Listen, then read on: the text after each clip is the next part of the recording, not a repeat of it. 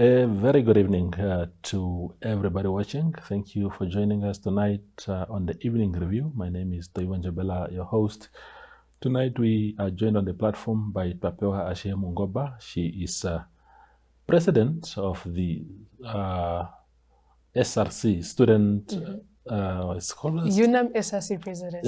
Unam SRC president. It's been long since I left university. No, it's fine, I understand. So Twapewa is here to talk to us about, she was just elected recently.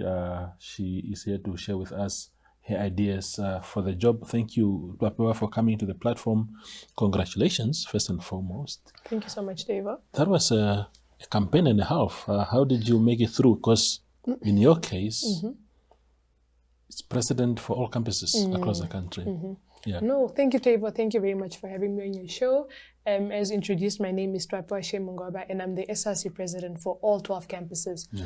So when it comes to campaigning, just to jump right into it, it was not as easy, of course, because now you aren't only campaigning to a specific constituent, you aren't only campaigning at Unam main campus, so you aren't just going to the gate, the grab, the dining hall, please vote for me. It's a bit difficult because of the demographics. It's now Semnyoma campus in Hentis Bay, Oshakati campus in the north, the engineering campus in Ongwediva, southern campus in the south. So it was a bit difficult, but I believe that at the end of the day, if your fellow leaders believe in your capacity, they will vote for you. And I believe that I was fortunate enough to have that opportunity provided by me from my fellow comrades that believed in my capacity to lead them. So yes, wonderful. Here we are now. Yeah. You have served in the SRC before. You were Secretary for Information. Yes, I was Secretary for Information for the year 2023. And then towards the end of 2023, I ran for SRC Vice President. Okay. And then after winning SRC Vice President, that's when I decided, let me take up the opportunity and be the president for all 12 campuses. Yeah.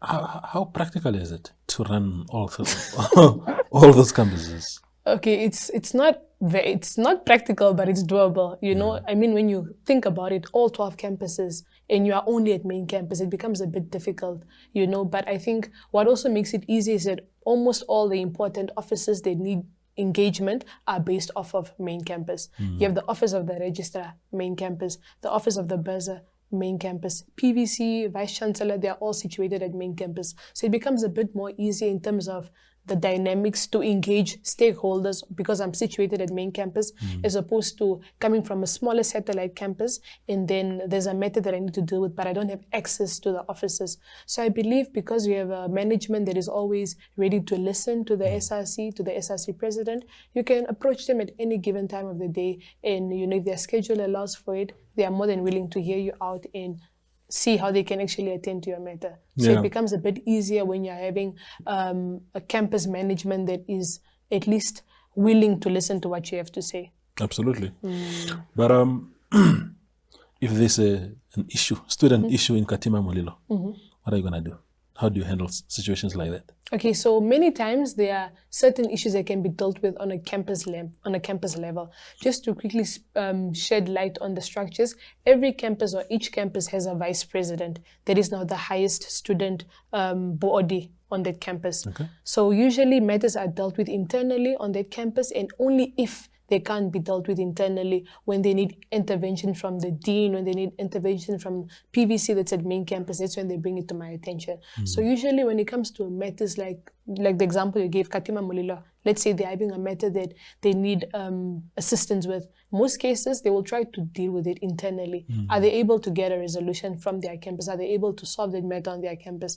If not, if they've exhausted the executive dean, the HODs, etc., that's when they bring it up to my attention, and that's when I escalate it to a higher level. And if it calls for my physical presence, Unam will avail the resources, and I'm able to go to their campus to see what exactly is the issue and then attend to it on their ground. Absolutely. So there are also issues around women in leadership. You served already as vice president of SRC, went on to become a president now.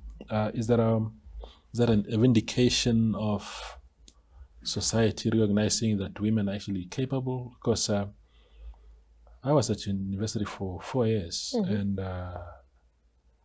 I can't remember ever being led by an SRC female president. So times have changed. How are you dealing with issues of perception, stigma, prejudice against women? I think firstly I want to applaud the society because the response that they have is not like, I don't know how old you are, but back in the day it was obviously a bit more difficult. But now as we are evolving, as we are moving on, you see that even just the perception they have towards women leaders is actually quite positive. Many times you rarely experience a moment of, yeah, you're a lady, we can't be led by you. And I've noticed that not only with main campus Unam, but even with NAST. NAST is currently being led by Desiree Boysen, also an SRC president, and she's female. We have Ms. Loide. Ms. Loide is the SRC president of IUM, also a woman. And then we have Lucy Ndishishi, the president of the Namibian National Students Organization, NANSO, also a woman. And it just so happens that coincidentally, almost all of our biggest institutions in Namibia are led by women, as well with Triumphant College, surprisingly also a woman. So I believe that as a whole, not only if you look at Unam main campus, but just generally the entire idea of we can't be led by women, I think people are starting to run away from it because they understand that at the end of the day, it's all about what you can do, irrespective of your gender, your color, it's about what you can bring to the table. So yes, actually, I believe that just generally, the world is evolving and we are moving into a manner of we can be led, as long as you have the capacity to lead us, it doesn't matter whether you're a woman or not. Yeah. Yeah. Is there should the boy child be worried? You just gave a list of women, men being pushed to the sidelines. No, Must we be worried? I think I low-key shot myself in the foot there by just outlining that there's clearly a problem. But I don't believe it's a problem because we have seen, like back in your days, like you just said, you were led by a male president, and now we are being led by female president. Last year, the SRC president was a male, Pedro Moyoyeta. So I think it's nothing to be worried about. I feel, honestly, there's a great balance currently that exists. We have men, we have women that are both in leadership. The SRC councils, majority are run by men, though, men-dominated councils. Like I believe that at main campus, the council is 87 or 80%, 60-40 ratio in most cases, where the 40% is women, the 60% are men. So it's not to say that men aren't in leadership positions. Yes, currently the statistics I mentioned, there's no institution that's led by a man at this point in time, but you do have men in the council. You know, the vice president of the NAS campus is a male. The vice president of JETS campus is a male. Oshakati campus are men, you know. So I don't think they should be worried. I believe that we're at a good place where there's an equal balance between both genders. So we aren't leaving one. But definitely though, the boy child still needs more empowering because now everyone has been plowing into women, and then we forget that, okay, what's happening to the boy child? Are they still with us or are we losing them somewhere? So Absolutely. to an extent, I still believe we still need to empower them. Yeah. Your campaign was ran on what promise? On what promise? Sure. Okay. Many promises, so to say. I believe that one of the key factors that I want to focus on in my tenure as SRC president is historic debt.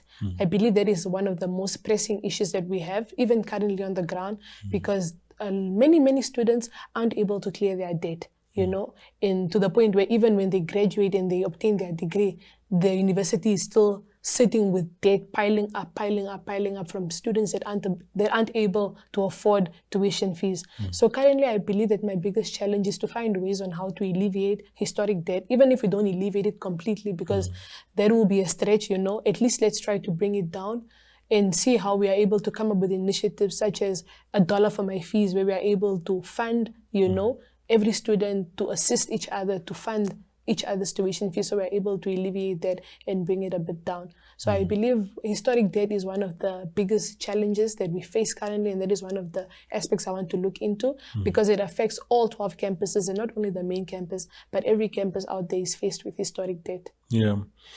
And are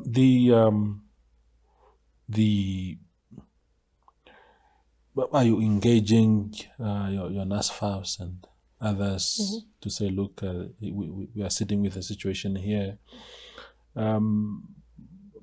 Is that part of your strategy to engage them, or have you already spoken to them?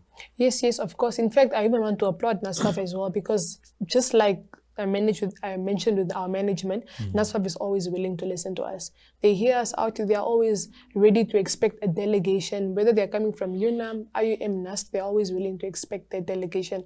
And I will tell you the same thing that we keep singing to NASFAF, which is we just need them to really prioritize paying tuition and the non-tuition. The tuition in terms of especially final year students, because many times, because NASFAF has not settled your tuition fees, you aren't able to graduate. You've passed all your degrees, degree obtained, but because NASFAF is still in arrears with your specific invoice, it becomes a bit difficult for you to even access just, your qualification at the end of the day. So when it comes to NASFAF, they can definitely play a huge role in assisting us, and that's particularly with focus on ensuring that the final year students, or come final year, your debt is cleared.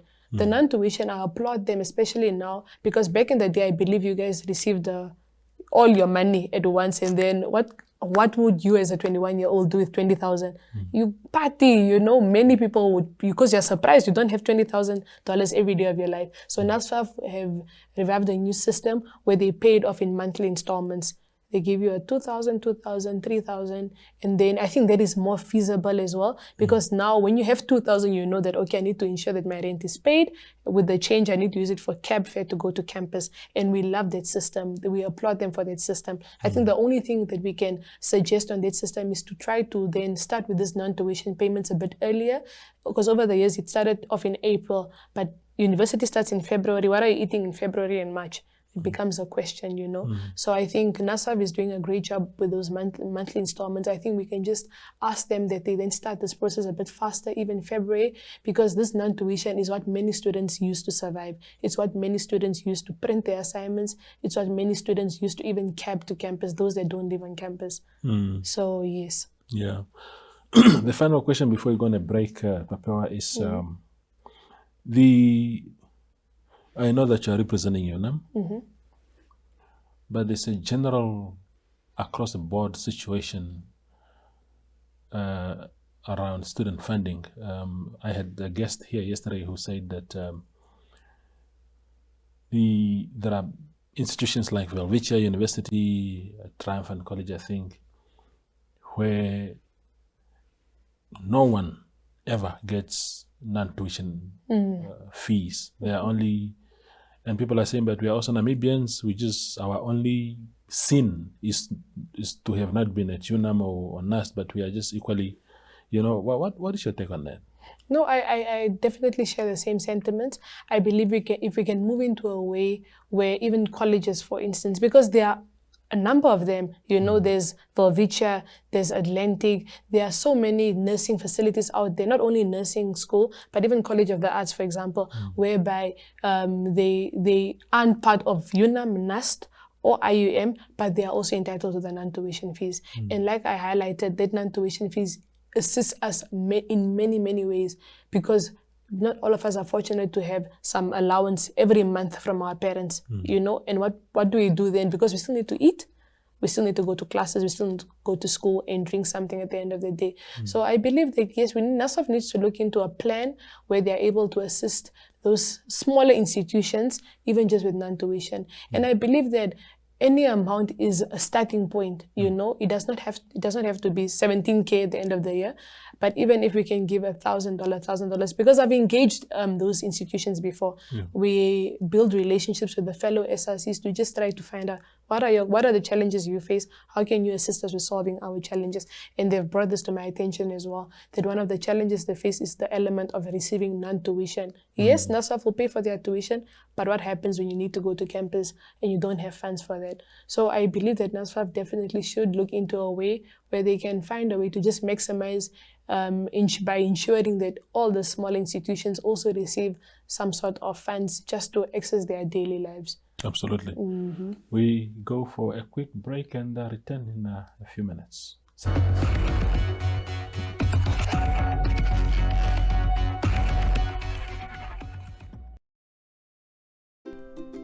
Attention kids, we have some exciting news for you. We are back, and this year we are planning on going big. So listen up. If you are in grade 3, grade 2, grade 1 or pre-primary, we are bringing your free school workbooks to you soon. This is all you need to know about where you can find your books. Books will be available for free in Republican street sale newspapers and all Namibian Sun newspapers. And for all pre-primary kids out there, your books will be delivered to your school in all 14 regions of Namibia. And there's more. Pre-primary books will also be printed in 9 different languages. Check out when your book will be available from the schedule right here. That's not all. Our free online school is there to help you along the way with video lessons and more books to download. You can also follow along on NTV every Monday to Friday from 9:30 to 11:30 for your daily online school lesson. We thank all our sponsors who are helping to build a brighter future for Namibia. Contact us at info@acdtrust.com and follow us on Instagram.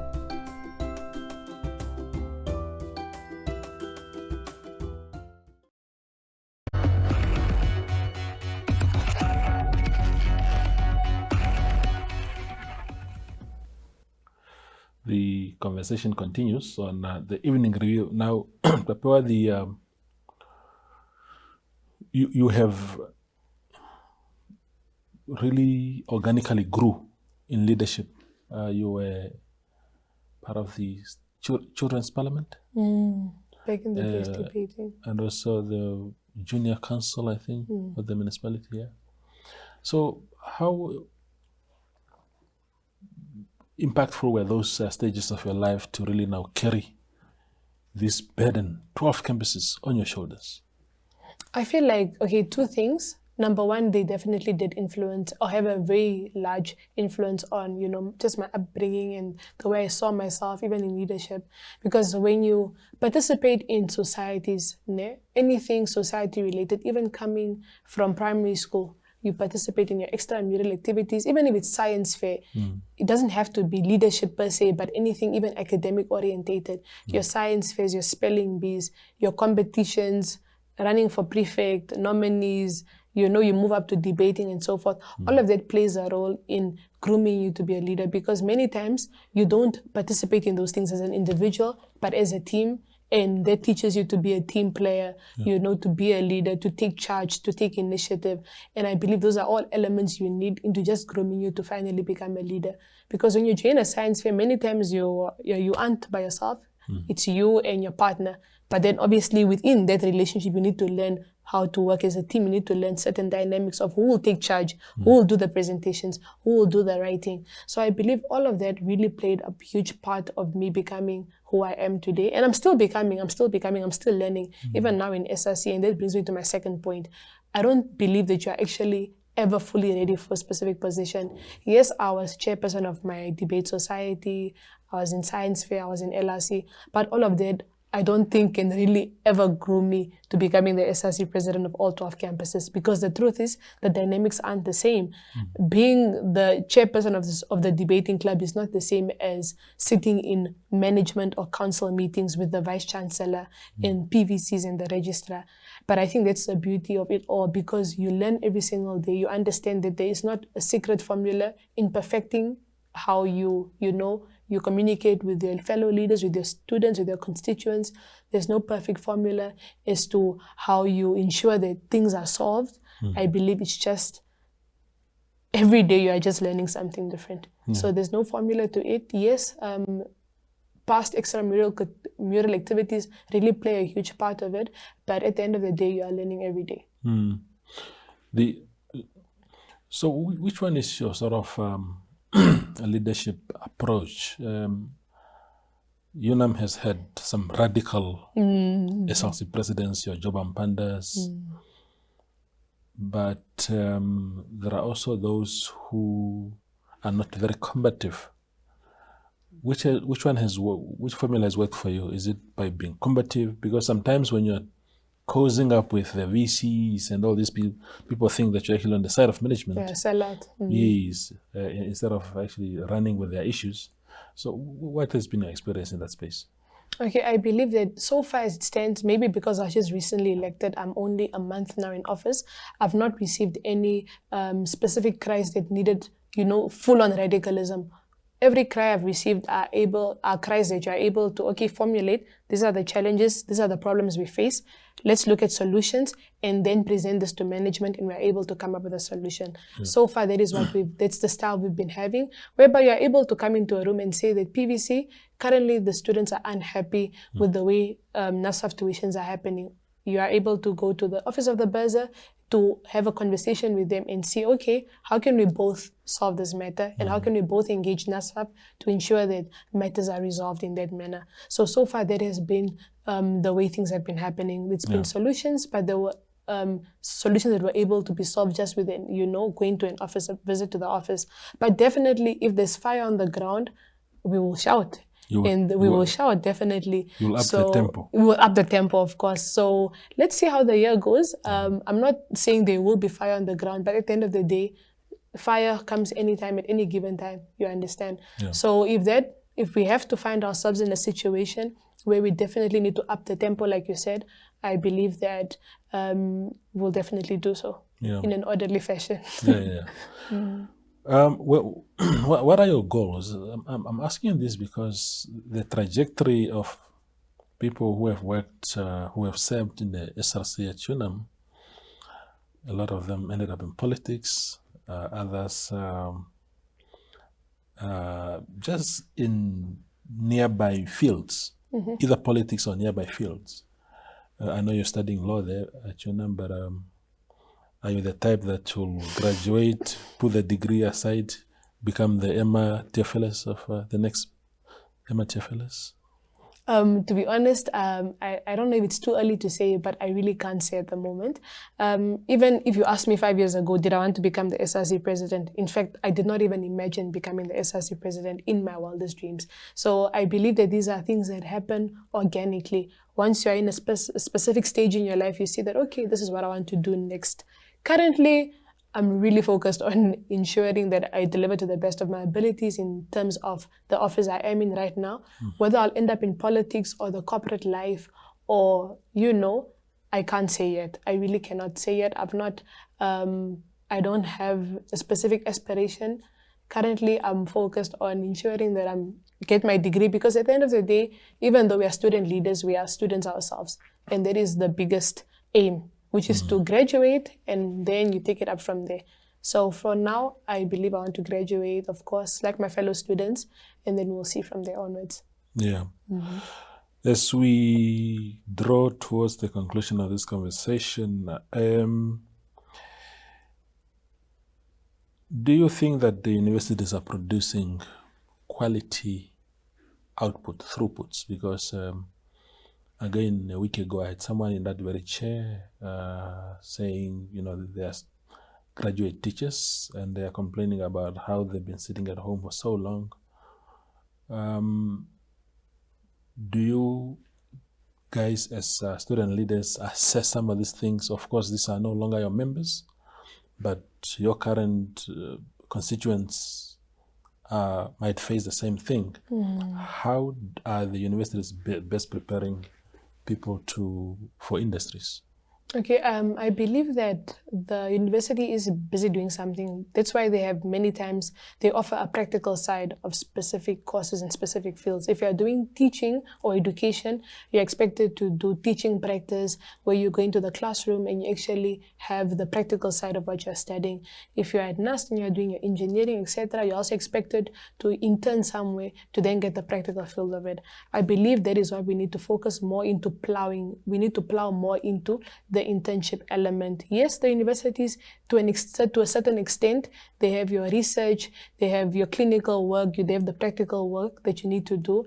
But I believe that that element, to an extent, is missing, especially with certain courses. Not every course has the practical element where you go to, the hospital, and you're in med school and you're going to the hospital every single day to ensure that the students get the practical field of it. But I definitely believe that if we focus more on plowing back into our work integrated learning, we will definitely have an even better production of graduates at that. Because now you're not only graduating with a paper, a degree, but you're also graduating having specific skills that you can now take and put into your workplace. So the university is trying, yes, indeed, but I believe we need to strongly find a way to plow back into work integrated learning specifically to ensure that once our students have graduated, they also have the tasks, the skills to then execute the theory that they've learned through their qualification and now implement them practically. Yeah. As a lawyer, very soon, do you think that integrated learning regime must be legislated? Do you think that we must now no longer do it voluntarily, that there must be a law that says all corporate entities in the country are obliged to take in students and they must report maybe to NTA there as the overall training body just to show that they are really complying? Or are we just going to leave it to the mood of managers and company owners?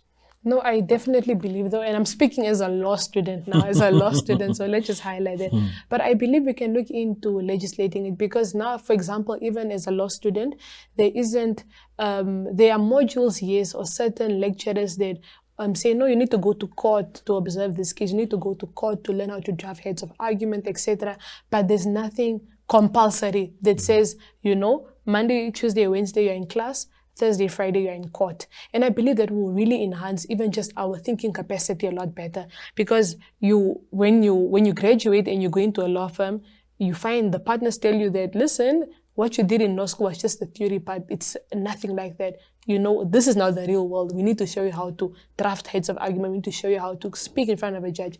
And all of these are elements that we miss. So if we can look into making it to some extent compulsory, I believe it won't have any disadvantage to the student as at the end of the day, because we want quality graduates, like you said. So definitely we need to look into how we can move into a world where we ensure that everyone has the access to just walk into a firm and say, I want to intern for the next 6 months. If there's no one that's already interning, give me that opportunity for me to also learn. Because now when you're writing your exam, you realize that you don't always know the theory part, but just because you were doing something practically, you are likely to understand it, you are likely to remember. If you're always going to court, filing ex parte applications every single day, and you are memorizing the rules of the High Court through that way, when you get into your exam, you're also able to write it down because it's something that you've done on a daily basis. So I believe that definitely we need to look into that. Absolutely. Papa, thank you for making time. Thank you so much, Twapewa. This was lovely, and I hope to be back soon again. Yeah, please, you must always welcome here. When there's something new to share, please do come around. Thank you so much, Twapewa. There was Twapewa-Ashihe Mungoba. She is SRC president of the University of Namibia. Thank you for watching.